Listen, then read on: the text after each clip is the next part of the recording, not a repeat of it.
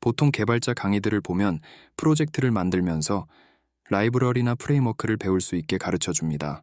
이건 사실 책들도 마찬가지입니다. 그러나 직접 개발자 커리어를 준비하려고 하면 코딩을 통해서 문제를 해결하라고 합니다. 그래서 많은 초보분들이 하는 질문이 예를 들어 리액트를 배우고 있고 이런 웹 앱을 개발하려고 하는데 어디서부터 시작해야 되는지 모른다고 하십니다. 그러나 사실 먼저 해야 할 질문은 개발 문제 해결을 할 때 이 라이브러리가 맞는지부터 정해야 하는 것입니다. 그래서 이번 코딩 이응 해도 될까? 영상에서는 어떤 개발 문제를 해결해야 할까에 대해서 좀 더 깊게 이야기해봅니다. 먼저 개발은 여기서 도구로 보아야 합니다. 다른 표현으로 하면 여러분이 뭔가 문제를 해결하려고 하면 그것의 정답이 개발이 될 수도 있고 다른 방법이 답일 수도 있는 거예요. 좀 더 쉽게 표현하면 여러분은 햄버거를 먹고 싶은데 백반집을 가지는 않을 거잖아요, 그쵸? 바로 햄버거를 먹고 싶다라는 문제가 있다면 햄버거를 잘하는 식당을 찾을 거예요.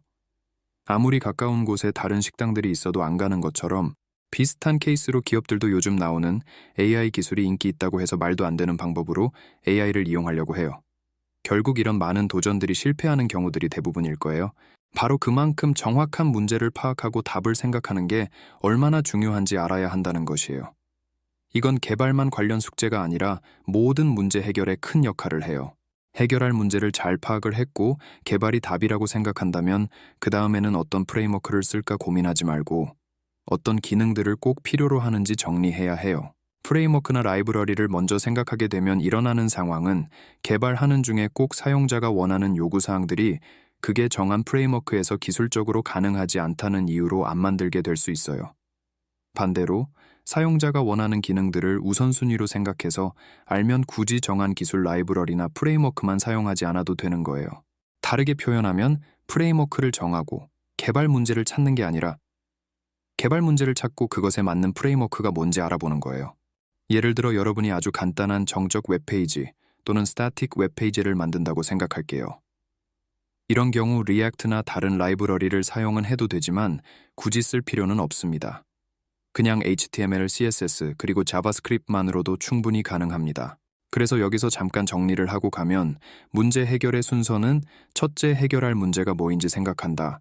둘째 답이 개발이 맞는지 체크한다. 그리고 셋째 그 개발에 과연 어떤 기술이 필요로 한지 파악한다. 이렇게 이야기했습니다. 바로 프레임워크나 라이브러리를 먼저 정하고 문제를 찾는다. 이런 말은 없는 거예요. 바로 여기 나온 레딧 글의 제목처럼 개발자가 만드는 코드보다 더 중요한 건 문제입니다. 아무리 코드가 실행이 잘 되거나 깔끔하게 만들어져도 실제로 풀어야 할 문제 해결에서 복잡하거나 사용자가 만족하지 않으면 뭔가 방향이 잘못된 거예요. 그래서 실제로 회사에서 개발을 할 때도 중간중간 고객들의 피드백이 필요한 것이 결국 개발은 문제 해결에 사용될 수 있는 도구라는 것이에요. 이번 영상이 도움이 되셨다면 구독과 좋아요를 부탁드려요. 영상을 봐주셔서 감사합니다.